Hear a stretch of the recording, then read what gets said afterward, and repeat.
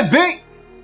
Me, your man, Louie T. Welcome to the 2018 NFL Draft Prospects 101 series, your guide to some of the biggest and hottest names of the 2018 NFL Draft. We're talking tight ends here, and this group of tight ends pales in comparison to last year's group from an athleticism standpoint. When you looked at some of the athletes that were at the tight end position in the 2017 NFL Draft, you were just blown away. It was remarkable just how much athleticism those tight ends had. You looked at some of the speed and some of the qualities that those guys had.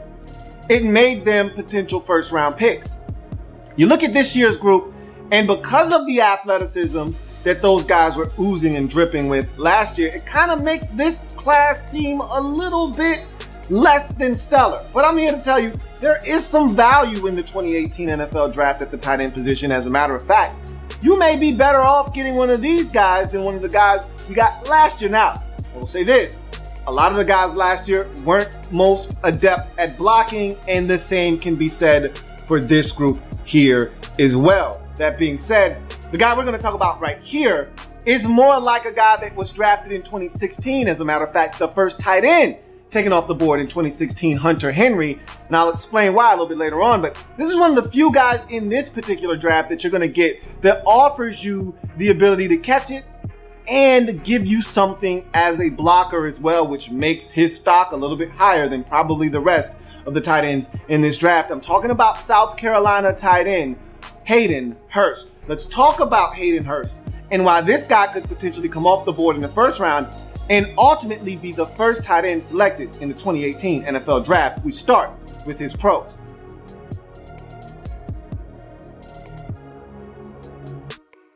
So measurables is the first pro for Hayden Hurst. Here's a guy 6'4", right around 250 pounds. So right there, that's great size for an NFL tight end. Yeah, would you like him to be 260? Sure. But again, how many guys are moving around with the elegance and grace that you're looking for at the tight end position at 260, 265, 270? There aren't many Gronks. There aren't many Travis Kelce's out there. So you don't want your guy too big. 250 is right around enough pounds to be able to be stout enough in the run game and be able to hold up at the point of attack, but also still be able to run and separate from linebackers and safeties at the next level. So 250 is usually about the going rate for a standard NFL tight end these days anyhow. So that's really good measurables there when you're talking about Hayden Hurst. Speed, 4.67 40, which is exceptional. Again, when you start comparing them to last year, that's really slow, okay? When you look at the guys like Evan Ingram, David Njoku, and all those guys, even Gerald Everett, yeah, 4.67 is extremely slow compared to those guys, but that's not what we're comparing them to. Just the tight end position as a whole, 4.67 is exceptional. And again, it's all about how you use your speed in order to separate at the next level, and 4.67 is more than enough speed in today's NFL, especially at the tight end position. That's a great speed. Again, keep in mind that that's the anomaly. What we saw last year, that's an outlier. Guys aren't running that fast at the tight end position. This is more along the lines of where guys are running, and generally, guys are running slower than that, okay? Most guys are running in the 4.7 range, 4.75, 4.76, somewhere in there.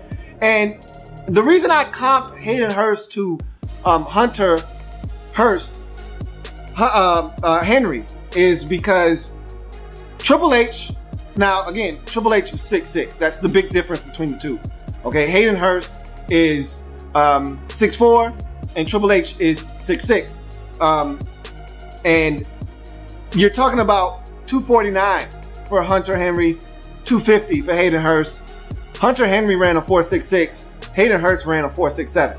And I think they do a lot of the same things well, and I think they offer you some of the same things, which a lot of the guys in this draft can't say that they can. So I think the speed and the measurables and some of the things that they're able to do from a size perspective and a standpoint of blocking and catching the football are very similar, which is why I comped him to Hunter Henry. But nonetheless, pass catching ability and route running ability are the next two pros for Hayden Hurst. Look, this is a guy that can catch the football, all right? And I think, again, that's why he's potentially going to be the first tight end to hear his name called. Now, if someone can fall in love with some of the athletic exploits of, say, Mike Gesicki, or love the production of a Dallas Goedert and Goddard, excuse me, and feel like he could be the next say, Zach Ertz.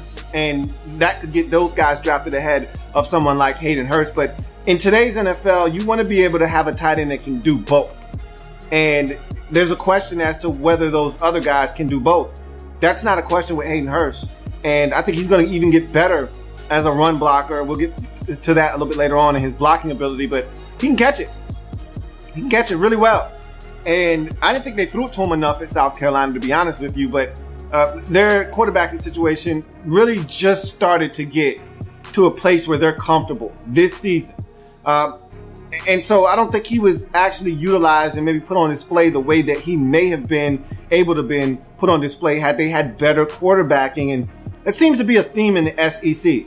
For all of the talent that comes out of that conference on both sides of the football, quarterback seems to be the one position that eludes that conference, and I can't explain why. But when's the last time we were touting a big name quarterback out of the SEC? It doesn't happen very often. Now, Georgia's got a really good one in about 2 years or so. Maybe he'll be the talk of the draft. But it's rare. It just seems like we're not talking about SEC quarterbacks. The last one that, and I'm trying to think, and I'm pretty sure I'm going to forget someone, but the last guy I think we really talked up and was a big-time quarterback prospect going into the draft was Matthew Stafford. Dare I say Matthew Stafford? I mean, how long ago was that? So obviously, I'm pretty sure I'm forgetting someone, and somebody came out 2 years ago, and I'd feel like a dope, but that's just the way I feel. But in any event, this is a guy that can run routes. Is his route running the best? No, it's not. I think he could be a much sharper, crisper route runner, but again, I'm not as hard on the tight ends because it's not that hard to separate as a tight end. If you've got a little bit of savvy and if you can figure some things out, you understand zone and where to sit down and become an available target for your quarterback. If you know how to stem routes, if you know how to set up routes with leverage and how to lean to the outside because you're trying to go back inside, it's not hard. You're not running these routes a lot of times against DBs. You're running them against linebackers and safeties. And when I say DBs, more specifically corners. You're not running these routes against corners. You're mostly running these routes against safeties and linebackers. And a lot of these safeties aren't the most adept at covering guys out in space. These linebackers are definitely not great in space as coverage linebackers. So you can separate from these guys. You can get open and win if you're a tight end, if you have any kind of athleticism and know anything about route running. And so his route running ability, just fine for him to get by and be a dual threat at the next level. Catch radius at 6'4", 250. That 6'4" comes with a little bit of length, and so I think his catch radius will be really good at the next level. Toughness, I think he has a different level of toughness. I think every one of the tight ends that we'll talk about in this process has toughness, but the toughness that he exudes is a little bit different than that of a Dallas Goedert or a Mike Gesicki or a Mark Andrews, where in the sense that he's able to actually show that toughness in the run game as a pass protector. Whereas with those other guys, they show their toughness more so with catching a football in traffic and getting yards after contact and things of that nature. Hayden Hurst does that as well, but his biggest thing is you can rely on his toughness in the run game as a guy that won't shy away from contact. You can rely on his toughness as a pass protector that will absorb a guy coming at him 30 miles an hour on a blitz and he's got to pick him up and take him, or being able to absorb contact from a 275-pound defensive end. He's willing to stand in there and get dirty, and a lot of these other tight ends can't lay claim to that. So that's where his toughness is shown, and I really can appreciate that. And I think that's teams that are looking to draft a tight end in 2018 will really be able to appreciate that with Hayden Hurst as well. Run blocking ability, this is where he separates himself from everyone else. Run blocking and pass blocking ability. So let's talk about those two pros here. Run blocking ability, I watched him against Missouri. I watched him against Georgia. I watched him against NC State. I was impressed. Was he always clean in the run game? No, but I saw a willingness. I saw an ability to do it, and a guy that had the fundamentals that you saw would translate to the next level. A guy that could create space in the run game, a guy that was looking for contact, not looking to shy away from it. So I saw a guy that blocked really well for a tight end in a day and age where tight ends aren't asked to do much in the run nor pass game as blockers. This guy was asked to do so, and I thought he did a bang-up job in both instances. When you talk about pass blocking, I think the perfect game to watch him in, if you want to look at him as a pass protector, and you get the good and the bad in this game, which is why I think it's the perfect game to watch, is NC State. I mean, remember, they have Bradley Chubb, the #1 defensive prospect in this draft.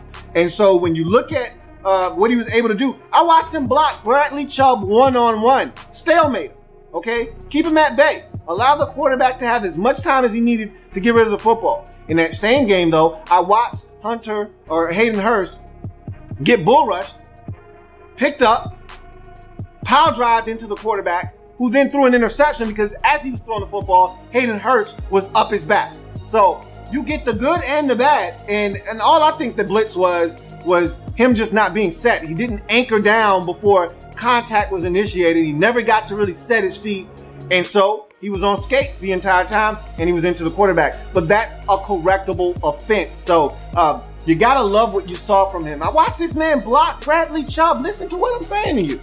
Blocked him one-on-one. I don't think you can ask any of these other tight ends in this particular draft to do that. I just don't. They're not adept. They haven't done it enough. They're not comfortable in those types of situations. Well, Hayden Hurst is. So you gotta appreciate that. He's aware. He knows who to block. Okay, and awareness can be a multitude of different things. It can be who to block in pass blocking and run blocking situations. It can be, do you understand zone versus man when running a route? Do you understand that on the fly? Sometimes you have to adjust. You might have an option route where if it's zone, you need to sit down and wait for the quarterback to hit you with the football. If it's man, you take it up the seam. Okay, do you have that ability, the capability to be aware of what's going on around you? He does in both the run and the pass game, and so that's a big added plus for him as well. Versatility, I just told you he's a really good blocker and a guy that is going to, I think, get better in that capacity, and he can catch it. So they lined him up everywhere. He was at H-back. He was at inline wide, which you don't get a lot of in college football in this day and age. You get a lot of H-back and a lot of splitting out wide, but rarely do you get guys that actually line up in line as a true wide in the formation. Well, he did that quite a bit at South Carolina, more so than anybody else that we're going to talk about in this process. And then you can split him out wide still as a guy that can go out wide, match up one-on-one, and you can get him the football in that sense as well, or use him as a blocker if you want to throw a bubble screen or something out wide. He can do that as well. So the versatility with Hayden Hurst is there. And then stamina. This guy was on the field a ton. And for a tight end, I want my tight end on the field as much as possible. You're tired, you tap out, but I'm looking for my tight end to be on the field for probably 85 to 90% of the snaps, just because I don't want to have to sub my tight end out, my starter, the guy that I'm relying on the most. I don't want him in and out of the game, yo-yoing back and forth. Yeah, guys get tired and they got to come out sometimes, but for the most part, I'm looking for my tight end to stay on the field as much as possible. And you get that from Hayden Hurst. So stamina also a pro for him as well, as we go from all of those pros to some of the cons that Hayden Hurst will have to get better at the next level.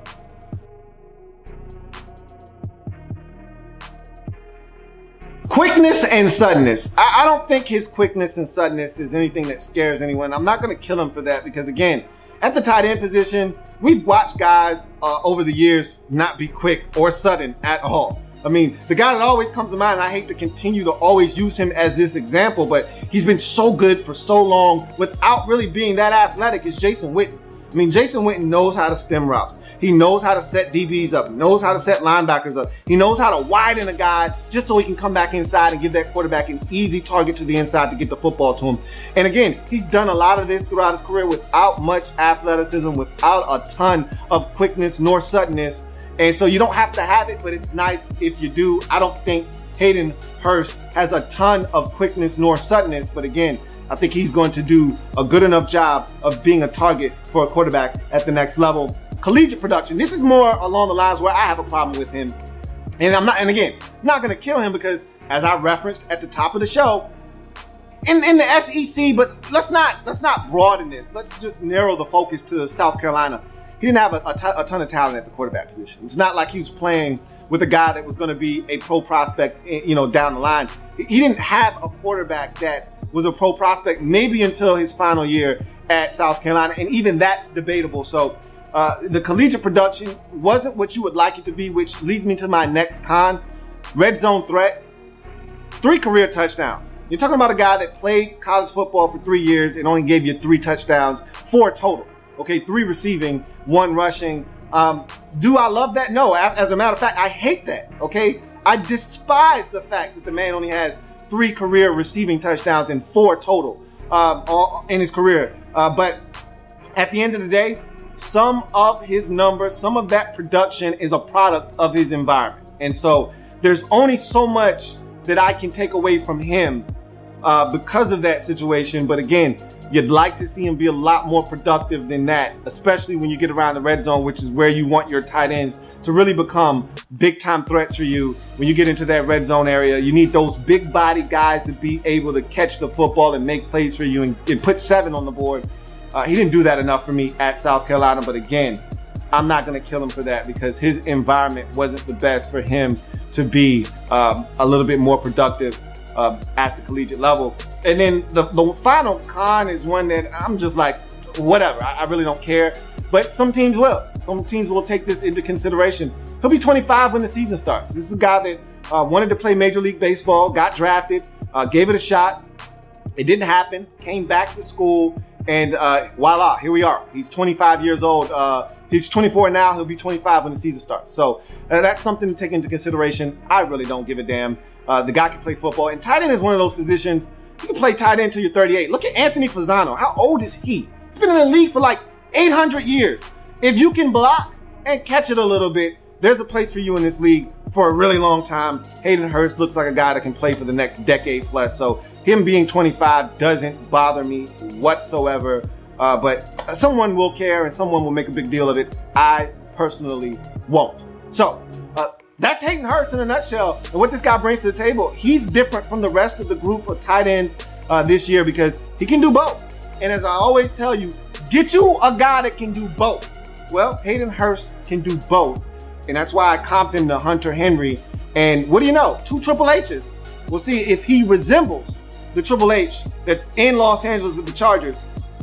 Really good right now for that Chargers football team. We'll see if he can duplicate that wherever he lands in the 2018 NFL Draft. But that's going to do it for Hayden Hurst and your man Louie T. Remember, if you haven't already done so, subscribe to the channel, like the video, share it. And remember, if you want to see what I gave Hayden Hurst in terms of a rating and all the other tight ends in this draft class, and hell, just any of the prospects I got a chance to look at, check out the site, louietnetwork.net. That's going to do it for me. I'll see you next time. More tight ends to break down. Don't you go anywhere. I'll see you on the next episode of the 2018 Draft Prospects 101 series.